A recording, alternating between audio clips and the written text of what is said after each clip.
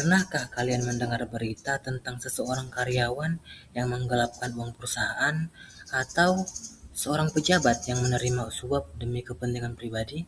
Mengapa hal itu bisa terjadi dan bagaimana cara mencegahnya?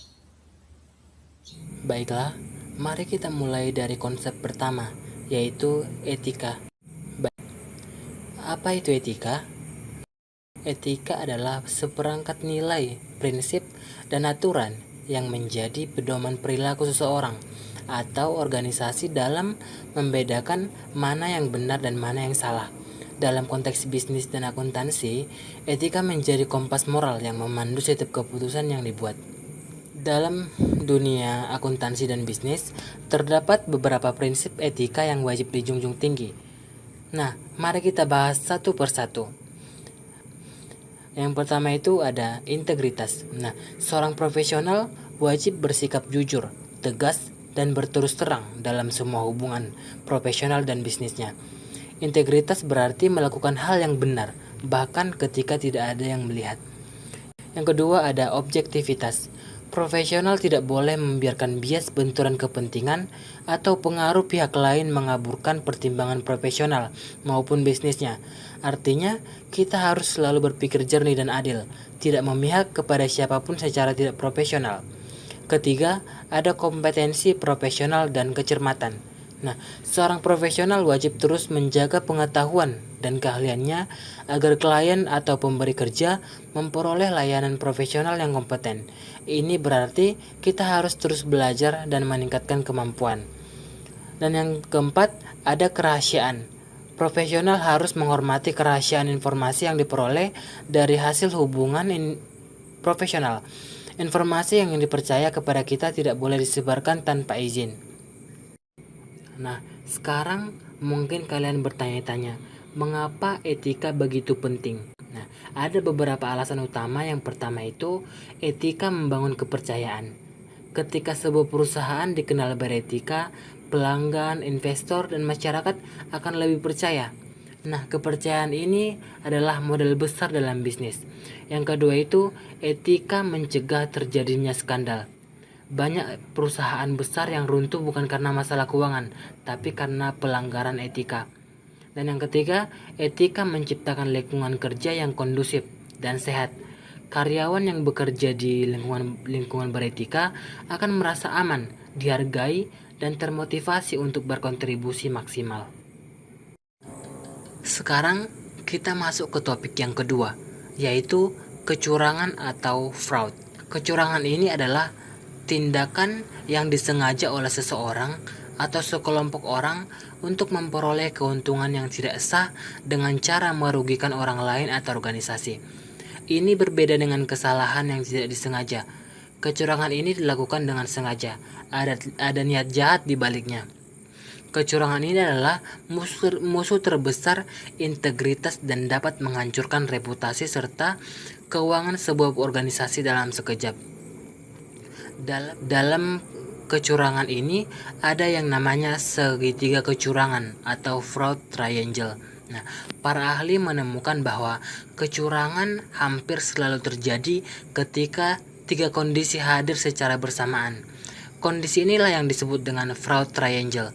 Nah, fraud triangle ini memiliki tiga sisi. Yang pertama itu ada sisi tekanan atau pressure. Nah, tekanan ini bisa berupa tekanan keuangan pribadi seperti terlilit utang atau gaya hidup mewah yang tak tertanggung. Bisa juga berupa tekanan pekerjaan seperti target yang terlalu tinggi dan tidak realistis. Selanjutnya, sisi yang kedua adalah kesempatan atau opportunity.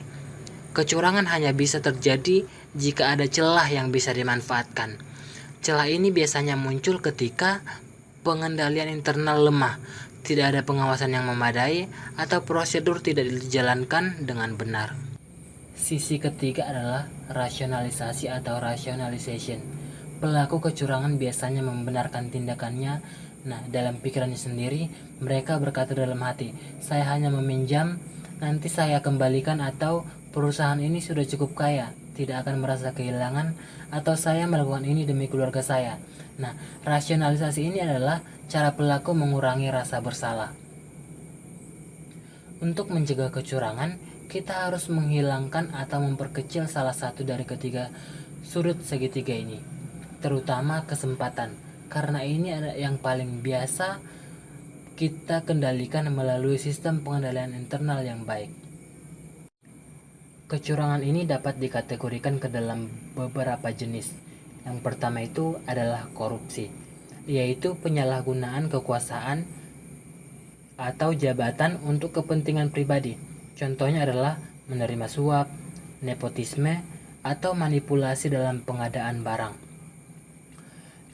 Yang kedua itu adalah penyalahgunaan aset, yaitu pencurian atau penggunaan sumber daya organisasi untuk kepentingan pribadi tanpa izin. Contohnya adalah menggunakan kendaraan dinas untuk keperluan pribadi atau mengambil kas perusahaan. Yang ketiga adalah kecurangan laporan keuangan, yaitu manipulasi catatan atau laporan keuangan untuk menyesatkan pengguna laporan. Contohnya adalah memalsukan angka penjualan, menyembunyikan hutang, atau mempercantik kondisi keuangan perusahaan agar terlihat lebih baik dari kenyataannya. Jenis kecurangan ini sangat berbahaya karena bisa merugikan ribuan orang sekaligus, termasuk investor dan kreditor. Dampak dari kecurangan ini sangat luas dan merusak. Secara finansial, kecurangan menguras sumber daya organisasi. Secara reputasi, kecurangan menghancurkan kepercayaan yang sudah dibangun bertahun-tahun. Secara hukum, pelaku bisa menghadapi tuntutan pidana dengan hukum penjara dan denda yang besar. Dan secara sosial, kecurangan itu merusak moral dan budaya kerja organisasi secara keseluruhan. Sekarang kita masuk ke topik yang terakhir, yaitu pengendalian internal. Nah, jika etika itu tadi adalah fondasi moral, maka pengendalian internal ini adalah sistem dan prosedur konkret yang memastikan organisasi berjalan dengan lancar, efisien, dan terhindar dari kecurangan. Dari pengendalian internal ini ada 3 yang saling mendukung. Tujuan pertama itu adalah keandalan pelaporan keuangan. Sistem pengendalian internal memastikan bahwa laporan keuangan yang dihasilkan akurat, lengkap, dan dapat dipercaya oleh semua pemangku kepentingan. Tujuan kedua adalah kepatuhan terhadap hukum dan regulasi. Setiap organisasi harus mematuhi berbagai peraturan perundang-undangan yang berlaku. Pengendalian internal memastikan kepatuhan ini terjaga. Tujuan yang ketiga itu adalah efektivitas dan efisiensi operasi. Pengendalian internal juga berperan memastikan sumber daya organisasi digunakan secara optimal, tidak ada pemborosan, dan kegiatan operasional berjalan dengan lancar. Ada 5 komponen-komponen pengendalian internal menurut kerangka KOSO. Komponen pertama itu adalah lingkungan pengendalian atau control environment. Ini adalah fondasi dari semua komponen lainnya. Lingkungan pengendalian mencakup nilai-nilai etika, integritas, kompetensi, dan gaya kepemimpinan manajemen. Komponen yang kedua itu adalah penilaian risiko atau risk assessment. Organisasi harus mengidentifikasi dan menganalisis risiko-risiko yang dapat menghambat pencapaian tujuan, termasuk risiko kecurangan. Setelah risiko diidentifikasi, langkah penanganannya harus dirancang. Komponen yang ketiga itu adalah aktivitas pengendalian atau control activities. Ini adalah kebijakan dan prosedur konkret yang membantu memastikan respon risiko dilaksanakan. Contohnya meliputi otorisasi transaksi, pemisahan tugas, rekonsiliasi, verifikasi, dan pengamanan aset. Nah, penting kita ketahui bahwa prinsip yang terpenting di sini adalah pemisahan tugas. Artinya, orang yang mengotorisasi transaksi tidak boleh juga yang mencatat dan menyimpan aset yang sama. Hal ini mencegah satu orang memiliki kendali penuh atau seluruh proses. Komponen yang keempat itu adalah informasi dan komunikasi. Informasi yang relevan harus diidentifikasi, ditangkap, dan dikomunikasikan secara tepat waktu agar semua pihak dapat menjalankan tanggung jawabnya. Sistem informasi yang baik adalah tulang punggung pengendalian internal. Nah, komponen yang terakhir ada pemantauan atau monitoring. Pengendalian internal harus dipantau secara terus-menerus. Jika ditemukan kelemahan, harus segera diperbaiki. Pemantauan ini bisa dilakukan melalui audit internal, review manajemen, atau mekanisme pelaporan pelanggaran. Namun, pengendalian internal ini masih memiliki keterbatasan. Penting untuk dipahami bahwa tidak ada sistem pengendalian internal yang sempurna.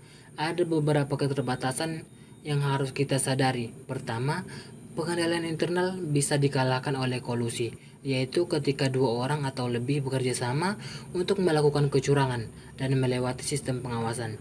Yang kedua, manajemen puncak sendiri bisa mengabaikan pengendalian yang sudah ada dengan wewenangnya. Yang ketiga, ada kesalahan manusia, karena tidak semua orang selalu teliti dan kompeten. Keempat, biaya implementasi pengendalian yang ketat bisa sangat mahal sehingga tidak semua prosedur ideal bisa diterapkan.